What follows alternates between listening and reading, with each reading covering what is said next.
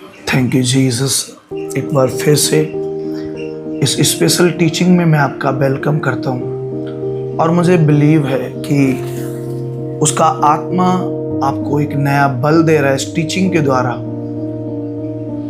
इस टीचिंग के द्वारा, स्पेशल शिक्षा के द्वारा वो आपकी नींव को हर रोज मजबूत कर रहा है। एक अच्छा मिस्त्री वो नींव के ऊपर ध्यान देता है, नींव के ऊपर।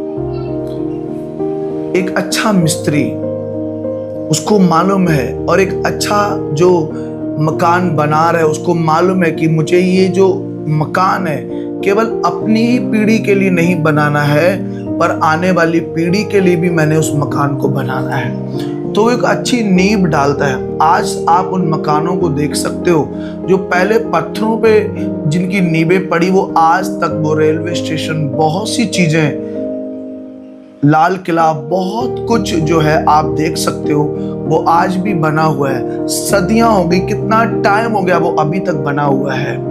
अगर आप एक लंबे टाइम तक बने रहना चाहते हैं तो आप अपनी स्पीड को बैलेंस करें। कछुआ अपनी चाल को बैलेंस करता है, अंश अंश करके वो बढ़ता है, सब कुछ ठीक करता है।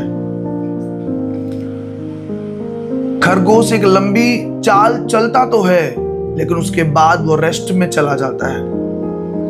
और कई बार हमने स्कूलों में उस कहानी को पढ़ा है कि जब वो रेस हुई तो कछुआ जिसने अपनी स्पीड को बैलेंस किया वो जीत गया। आपको जीत की जरूरत है, अपनी स्पीड को बैलेंस करने की जरूरत है। पर आज का विषय हमारा ये है कि परीक्षा कब तक होगी, परीक्षा क्यों है, परीक्षा होती क्यों है, असल में परीक्षा है क्या। परीक्षा को लेकर आज बहुत से सवाल लोगों के जीवन में है।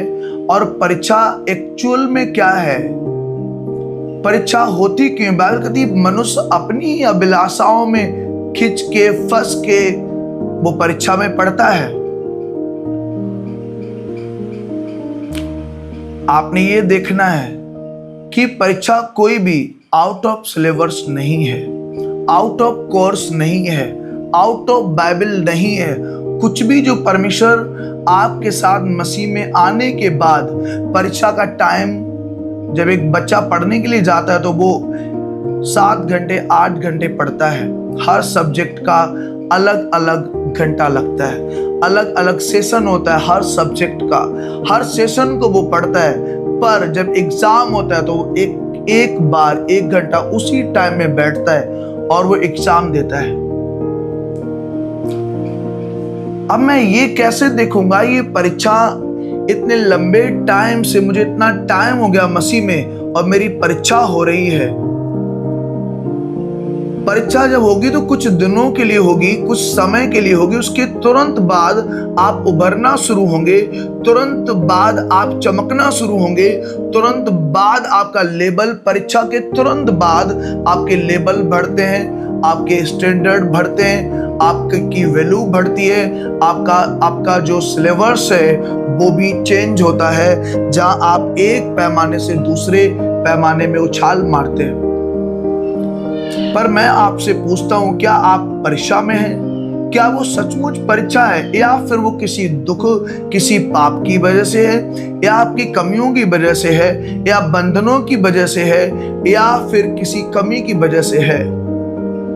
अगर आप सब बातों में ठीक है तो परीक्षा कुछ दिनों के लिए होगी। बाइबल कहती परीक्षा तेरी मतलब सहने से बाहर, बाइबल कहती तुम्हारी परीक्षा सहने से बाहर नहीं होगी। तुम जो सह पाओगे, जितना तुम सह पाओगे उतनी परीक्षा होगी। आज बहुत से लोगों को लगता है कि परमेश्वर मेरी परीक्षा कर रहा है, लेकिन परीक्षा नहीं हो रही है। वहां पर कुछ पापों की वजह से, कुछ कमियों की वजह से, कुछ गलतियों की वजह से वो फंसे हुए हैं। बाइबल कहती परमेश्वर आप ही तुम्हें अनुग्रह देगा, ग्रेस देगा, परीक्षा से तुम्हें निकालेगा। तुम्हारे अंदर एबिलिटी तो है पर तुम्हारे पास ग्रेस नहीं है। और ग्रेस अलग अलग परीक्षाओं में जब आप जाते हैं, अलग अलग परीक्षाओं में, तो परमेश्वर अलग अलग तरीके की ग्रेस, अनुग्रह आपको देता है। अगर आज अलग अलग पेन, अलग अलग दुख, अगर आप निकल रहे हैं उन चीजों में से, आप ग्रेस ले रहे हैं परमेश्वर की। हाय ना।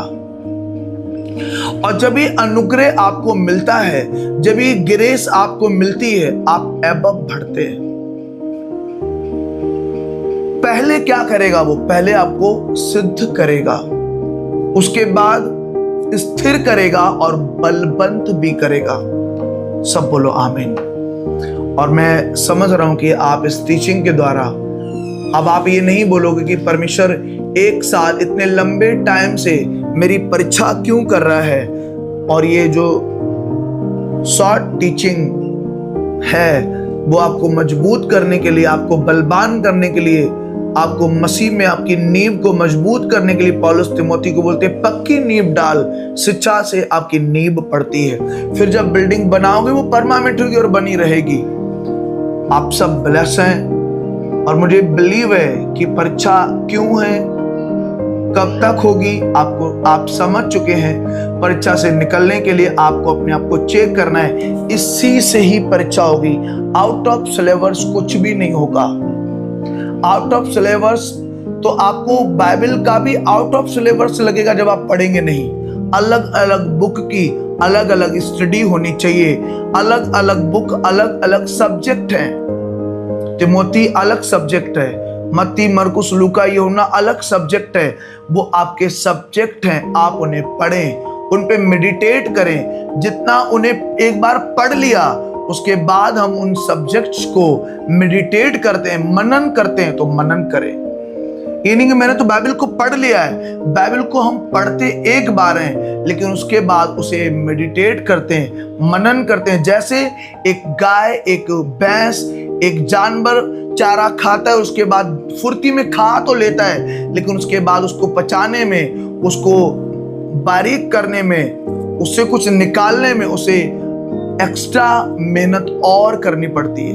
वो पूरे दिन उसी में बिजी रहता है। आप देखोगे गाय सुबह चारा खाती है, फिर वो उसको दोपहर में उसको चबाती है, शाम को दूध फिर खाती, फिर वो उसी में। और परमेश्वर भी आपको ऐसे ही बिजी रखना चाहता है, ऐसे ही वो आपको व्यस्त रखना चाहता है। मैं समझ रहा हूं कि आप मजबूत हो रहे हैं, आप बढ़ रहे हैं और आप परीक्षाओं से निकल रहे हैं। परमेश्वर आपके सहने से बाहर परीक्षा आपको नहीं दे रहा है। सहने से बाहर परीक्षा कभी भी नहीं होती। एग्जाम कुछ दिनों का होता है, जब लंबा है तो किसी श्राप, बीमारी, किसी कमी की वजह से, या कोई शैतानी अटैक है, या कुछ कमियों की वजह से, या कुछ जनरेशनल कर्स है। ये आपको देखना है, इस वचन से देखना है, इस सब्जेक्ट को पढ़ के देखना है कि ये सब कुछ क्यों है। आउट ऑफ सिलेबस एक भी क्वेश्चन नहीं होगा, तो उसको पढ़ने की जरूरत है। जब आप इसे पढ़ते हैं, आप रिन्यू करते हैं अपने आप को, मेडिटेट करना है जितना कर सकते हो। तो God bless you. Next video में हम फिर से मिलते हैं, नेक्स्ट टीचिंग में हम फिर से मिलते हैं। तब तक परमेश्वर के हाथों में मैं आपको सौंपता हूँ। सब कुछ आपकी महिमा के लिए प्रभु में मांगता हूँ। आमीन। God bless you. जिस तरह आपने परमेश्वर के गहरे भेदों को सुना और ब्लेस हुए, उसके तरह आप अपने पूरे भारत से अपने ऑफरिंग को, अपने टाइट को हमारे बैंक अकाउंट में QR स्कैन करके अकाउंट में भेज सकते हैं। ये हमारा चर्च का ऑफिशियल अकाउंट है। गूगल पे, फोन पे या कोई भी UPI के थ्रू आप हमारे इस अकाउंट में अपने टाइट को, अपने ऑफरिंग को बो सकते हैं। परमेश्वर आपको बहुत आयत से ब्लेस करेगा। God bless you.